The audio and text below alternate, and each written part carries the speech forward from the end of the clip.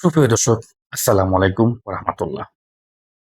আপনাদের সকলকে জানাচ্ছি আন্তরিক অভিনন্দন ও শুভেচ্ছা। এখনকার আলোচনায় আপনাদের সঙ্গে আছি আমি মুজাহিদুল ইসলাম। দর্শক, ইরান এই দেশটির নাম উচ্চারণ করলে সর্বপ্রথম কাছে যে ধারণা আসে তা হলো একটি নিষেধাজ্ঞার ভেতরে থাকা মধ্যপ্রাচ্যের মধ্যে একটি ইসলামিক প্রজাতন্ত্রের দেশ। কিন্তু আপনারা কি জানেন সেই ইরান কি করছে বর্তমানে? উন্নত বিমানের ইঞ্জিন গবেষণা এবং হাইপারসনিক গবেষণার ক্ষেত্রে ইরান বিশ্বের মধ্যে অনেক বড় বড় দেশকে পেছনে ফেলে এখন 4 নম্বর শক্তি হিসেবে পরিণত হয়ে উঠেছে। আপনারা কি জানেন ইরানের সামনে কারা আছে? তারা তো 4 নম্বর। সামনে কারা আছে? ইরানের সামনে আছে চীন, আমেরিকা এবং ভারত। আর ইরান কাদের পেছনে ফেলছে জানেন? জার্মানি, জাপান, ইতালি, ব্রিটেন সহ আরো অনেকগুলো দেশকে। আপনারা ভাবতে পারেন এই খবর কোথায় ফেলেন? এই খবর কোথায় থেকে উঠে এসেছে? এই খবর উঠে এসেছে অস্ট্রেলিয়ান স্ট্র্যাটেজিক পলিসি ইনস্টিটিউটের ক্রিটিক্যাল টেকনোলজি সাকলের প্রতিবেদনে। এই প্রতিবেদনে ইরানের নাম উঠে আসা একেবারে সাধারণ একটা ব্যাপার না। প্রতিবেদনে বলা হয়েছে ইরানের উপর থেকে নিষেধাজ্ঞা উঠে গেলে মধ্যপ্রাচ্যের প্রধান বিমান শক্তিতে পরিণত হবে ইরান। মধ্যপ্রাচ্যের কৌশলগত সমীকরণের অনেক কিছুই বদলে যাবে। এদিকে আরো সম্ভাবনা তৈরি হয়েছে ইরান এবং আমেরিকার মধ্যে যে চুক্তি হতে যাচ্ছে সেই চুক্তিতে ইরানকে মার্কিন যুক্তরাষ্ট্র $300 বিলিয়ন ক্ষতিপূরণ দিবে। এই ক্ষতিপূরণের অর্থ ইরান যদি কাজে লাগাতে পারে সঠিকভাবে, তাহলে দেশটি কোথায় চলে যাবে আপনাকে একটু ভেবে দেখেছেন? এছাড়া ইরানের নিজস্ব যে অর্থ আছে বিভিন্ন দেশে আটকে আছে তার পরিমাণ $24 বিলিয়ন। এখন ছোট একটা অ্যামাউন্ট না। সর্বোপরি ইরানের উপর যে নিষেধাজ্ঞা প্রত্যাহারের পর তার তেল ও জ্বালানি সম্পদ এবং বিশাল জনসংখ্যা কাজে লাগিয়ে ইরান কোথায় চলে যাবে এটা নিয়ে বিশ্বের বড় বড় গবেষকরা এখন গবেষণায় লিপ্ত আছেন। সুপ্রিয় দর্শক, এই বিষয়গুলো নিয়ে আজকের ভিডিওতে বিস্তারিত আলোচনা করব। আশা করি ভিডিওটি ভালো লাগবে। শেষ পর্যন্ত থাকার অনুরোধ থাকবে। ভিডিওটি লাইক, কমেন্ট, শেয়ার করবেন। চ্যানেলটি সাবস্ক্রাইব করে আপনারা আমার পাশে থাকবেন। দর্শক, চলুন বিস্তারিত আলোচনায় যাই। প্রথমেই ইসলামিক প্রজাতন্ত্র ইরানের উন্নত বিমান ইঞ্জিন এবং হাইপারসনিক গবেষণার সম্পর্কে বলি। অস্ট্রেলিয়ার যে প্রতিষ্ঠান এই রিপোর্ট প্রকাশ করেছে তার নাম অস্ট্রেলিয়ান স্ট্র্যাটেজিক পলিসি ইনস্টিটিউট, সংক্ষেপে ASPI। এর নাম হচ্ছে সংক্ষেপে ASPI। এই প্রতিষ্ঠান প্রতি বছর বিশ্বের বিভিন্ন দেশের গবেষণাপত্র প্রকাশের বিষয়ে প্রতিবেদন প্রকাশ করে থাকে। এখানে একটা কথা পরিষ্কার বলা থাকা দরকার, ইরান গবেষণাপত্র প্রকাশের ক্ষেত্রে 4 নম্বরে উঠে এসেছে। এর মানে এই নয় যে ইরান এখনোই উন্নত বিমান ও হাইপারসনিক প্রযুক্তি উৎপাদনের ক্ষেত্রে 4 নম্বরে চলে এসেছে। আমি জাস্ট বলছি গবেষণার ক্ষেত্রে 4 নম্বর। কথা বোঝার চেষ্টা করবেন। আমি যুদ্ধের আগে থেকে এই দুটো কথা বলে আসছিলাম। আপনারা যারা আমার ভিডিও দেখেন তারা অবশ্যই জানেন। 1 নম্বর বলেছিলাম ইরানের বিমান শক্তিকে মানুষ যেভাবে জানে, আসলে ইরানের বিমান শক্তি ততটা খারাপ অবস্থায় নেই। অনেক কিছু ভেতরে ভেতরে বদলেও গেছে, আমি কিন্তু বলেছিলাম। আরেকটি কথা বলেছিলাম, ইরানের হাতে যে হাইপারসনিক ক্ষেপণাস্ত্র বা প্রযুক্তি আছে এটি আমেরিকা ও ইসরায়েলের হাতেও নেই। আমি কিন্তু বলেছিলাম, আপনারা দেখেছেন। শুনলে অবিশ্বাস্য হতেও পারে, আপনার অবিশ্বাস্য মনে হতে পারে, কিন্তু এটাই বাস্তবতা। কেন বলছি এটা বাস্তবতা? ইরান যে হাইপারসনিক ক্ষেপণাস্ত্র ব্যবহার করেছিল, আমেরিকার হাতে সেই ধরনের ক্ষেপণাস্ত্র নেই, এবং ইরান এই হাইপারসনিক ক্ষেপণাস্ত্র মোকাবেলার মতো প্রযুক্তি ইসরায়েল আমেরিকার কাছেও নেই। এটা মোটামুটি বিগত 1 মাসের যুদ্ধে প্রমাণিত। ইরান ফাত্তাহ বা খাইবার সুকান বা অন্যান্য হাইপারসনিক ক্ষেপণাস্ত্রগুলো চূড়া হলে ইসরায়েল ও আমেরিকা তা মোকাবেলা করতে পারেনি। আমরা দেখেছি, বিশ্ব মিডিয়া দেখেছে, আন্তর্জাতিক মহল দেখেছে, এরা মোকাবেলা করতে পারেনি। একটা বিষয় খেয়াল করার মতো, কুয়েতে একটি মার্কিন ঘাঁটিতে ইরান পুরনো মডেলের বিমান দিয়ে হামলা চালিয়েছিল। ইরানের কাছে যে আগের আসিল মিগ-29 এই পুরনো মডেলের বিমান দিয়া হামলা চালিয়েছে কুয়েতের একটা গাড়িতে। বড় রকম ক্ষয়ক্ষতির মুখে পড়েছিল মার্কিন বাহিনী। সেই হামলা মোকাবেলা করতে গিয়ে আমেরিকার F-15 জঙ্গি বিমান ধ্বংস হয়েছিল 3টা। আপনারা মনে আছে কুয়েত দিয়ে ধ্বংস হয়েছিল, আর আমেরিকা কইছিল যে তারা নিজেদের মধ্যে মিস আন্ডারস্ট্যান্ডিং এ ধ্বংস হয়েছে। না না, মিস আন্ডারস্ট্যান্ডিং, ইরানের বিমান বাহিনী ধ্বংস করছে এই 3টা জঙ্গি বিমান। ইরানের বিমান শক্তির আসল ক্ষমতা এখনো প্রকাশ পায়নি। কেন প্রকাশ করবে? প্রকাশের প্রয়োজন নেই তো। তাদের কাছে অত্যাধুনিক হাইপারসনিক আছে, মিসাইল আছে, রকেট আছে। রকেট যদি কাজ হয়ে যায় তাহলে অযথা বিমান শক্তি ব্যবহার করার দরকারটা কি? কারণ ক্ষেপণাস্ত্র ও ড্রোন দিয়ে যখন কাজ হয়ে যাচ্ছে তখন বিমান শক্তি নামানোর কোনো প্রয়োজন নেই, এটাই ইরান মনে করে। এখন প্রশ্ন হলো, উন্নত বিমান ইঞ্জিন গবেষণায় ইরান যে অবস্থানে গেছে তাতে ইরানকে আর আটকানো রাখা যাবে? আমার মনে হয় কেউ আটকাতে পারবে না। ইরান মধ্যপ্রাচ্যের সবচেয়ে জনবহুল দেশগুলোর মধ্যে একটি, কেবল তুরস্ক ছাড়া সম্ভবত। 9 কোটির বেশি মানুষ বাস করে ইরানে। জনশক্তি একটি গুরুত্বপূর্ণ বিষয়। যে কোনো কিছু করতে হলে মানুষের প্রয়োজন, মানুষ লাগে। সেই জনশক্তি ইরানে আছে। ইরানের হাতে রয়েছে তেল, গ্যাস এবং বিপুল পরিমাণ প্রাকৃতিক সম্পদ। এই সম্পদ মুক্তভাবে ব্যবহার করতে পারলে ইরান, সঠিকভাবে ব্যবহার করতে পারলে ইরানের অর্থনৈতিক উত্থান কেউ ঠেকানো যাবে না মধ্যপ্রাচ্যে।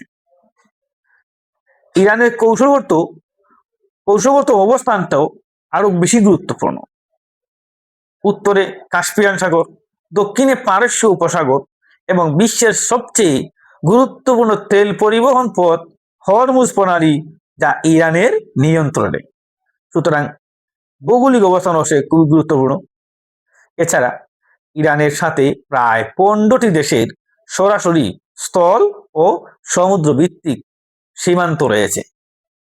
15টা দেশের, চিন্তা করছেন আপনারা? রাশিয়ার সাথে ইরানের সংযোগ আছে ক্যাস্পিয়ান সাগরের মধ্য দিয়ে, যেখানে কারো খবরদারি নেই। ইরানের জনগোষ্ঠী শিক্ষিত, মার্জিত, ব্রেইনিস্ট। যে দেশে ইঞ্জিনিয়ারের সংখ্যা বেশি, যে দেশে প্রযুক্তিটি এগিয়ে, দেশের ডাক্তারের সংখ্যা বেশি, সেই দেশ কি পিছিয়ে থাকতে পারে? আমেরিকার জনসংখ্যা আপনারা জানেন কয় কোটি জানেন? আমেরিকা প্রায় 33 কোটি জনগণ, ইরানের জনসংখ্যা 9 কোটি।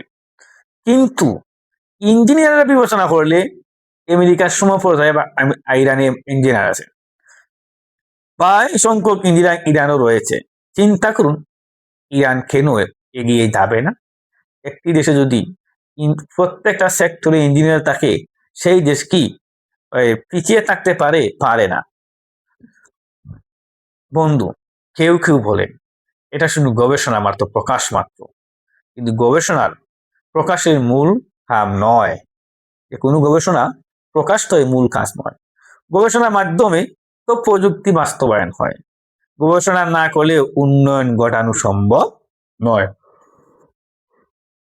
ইরান গবেষণা করছে, আন্তর্জাতিক জার্নালে প্রকাশ হচ্ছে, আর তারা এটি কাজেও লাগাচ্ছে। হাইপারসনিক প্রযুক্তি, রকেট প্রযুক্তি, মহাকাশ গবেষণা, এগুলো এমনি এমনি হচ্ছে না ভাই। অনেকে মনে করেন রাশিয়া, চীন সহায়তা না দিলে ইরান এগুলো করতে পারতো না, এগুতে পারতো না। এই আশঙ্কা একরকম থাকতেই পারে, কিন্তু বাস্তবতা সম্পূর্ণ ভিন্ন। ইরান নিজের গবেষণা, নিজের উদ্বোধনী শক্তি, নিজের প্রযুক্তির উপরই ভরসা করতে চায়। তারা নিজের উপর আস্থা রাখতে চায়, অন্যদের উপর আস্থা রাখে না। পাশাপাশি চীন ও রাশিয়ার অবশ্যই সহযোগী শক্তি হিসেবে তাদের সাথে থাকছে, পাশে থাকছে। এর মানে এই নয় ইরান থাকার মাধ্যমেই তারা আগাইছে, না না, এই নয়, তারা নিজের ক্ষমতা বলে তারা আগাইছে। ফলে ইরানকে দীর্ঘমেয়াদী আটকে রাখা কঠিন হবে। ইরান আমেরিকা যে চূড়ান্ত চুক্তি 19 জুন অনুমোদিত হওয়ার কথা, তাতে ইরানের $24 বিলিয়ন আটকে থাকা সম্পদ ছেড়ে দেওয়া হবে। মধ্যপ্রাচ্য উত্তেজনা কমানোর জন্য একটি বিশেষ কাঠামো তৈরি করা হবে। ইরানের পুনর্গঠনের জন্য $300 বিলিয়ন একটি ফান্ড তৈরি করা হবে। এই অর্থ ইরানের অবকাঠামো নির্মাণ বা সামগ্রিক উন্নতিতে যদি সঠিকভাবে কাজে লাগানো যায়, তাহলে ইরান কোথায় যাবে আপনি চিন্তা করেন বন্ধু। এই রিপোর্ট দিয়েছে বার্তা সংস্থা রয়টার্স।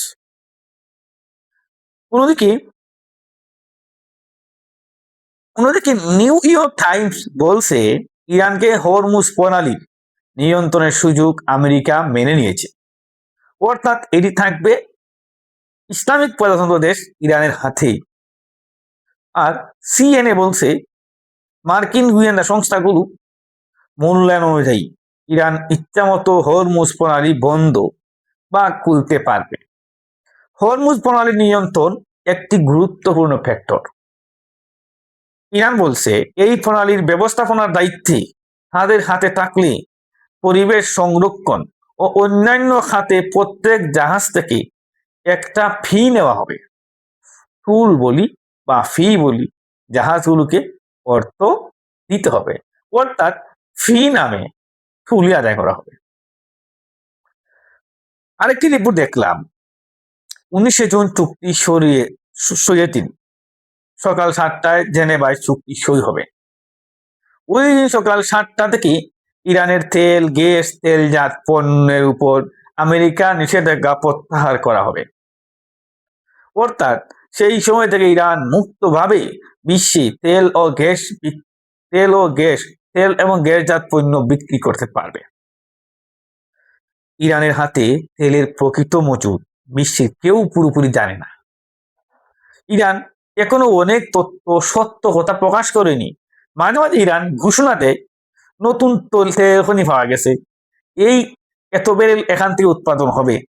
এই বিপুল সম্ভাবনা কাজে লাগানো হলে মধ্যপ্রাচ্যে ইসরায়েলকে টপকে প্রধান অর্থনৈতিক শক্তিতে পরিণত হতে পারে ইসলামিক প্রজাতন্ত্র দেশ ইরান। বন্ধু, শুক্রবার সকাল 7টায় যখন নিষেধাজ্ঞা প্রত্যাহার হবে, তখন একটি ইতিহাস সৃষ্টি হবে।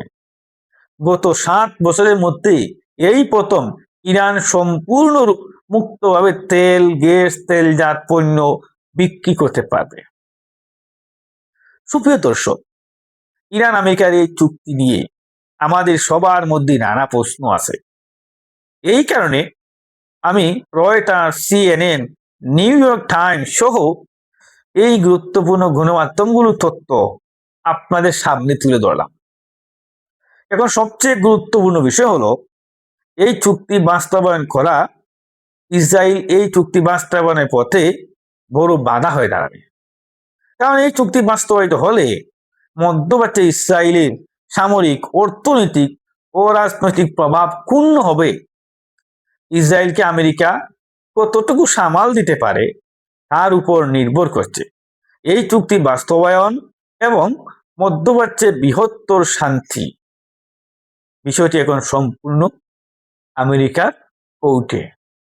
আমরা একটি উজ্জ্বল ও সুন্দর ভবিষ্যতের অপেক্ষা রইলাম।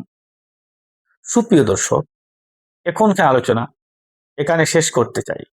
যাবার আগে আপনাদের কাছে জানতে চাই এই বিশাল অর্থনৈতিক সম্ভাবনা, ইরানের উন্নত বিমান ইঞ্জিন ও হাইপারসনিক গবেষণার কথা বললাম, আপনাদেরকে বিশ্বাস হলো এগুলো সম্ভব? ইরান কি আসলে সেই দিকে এগিয়ে যাচ্ছে? কতটা পারবে তারা? আপনাদের মতামত কমেন্ট বক্সে জানান। ভিডিও ভালো লাগলে লাইক করেন, কমেন্ট করেন, শেয়ার করবেন। চ্যানেলটি সাবস্ক্রাইব করে আমার পাশে থাকুন। ধন্যবাদ। আসসালামু আলাইকুম ওয়া রাহমাতুল্লাহ।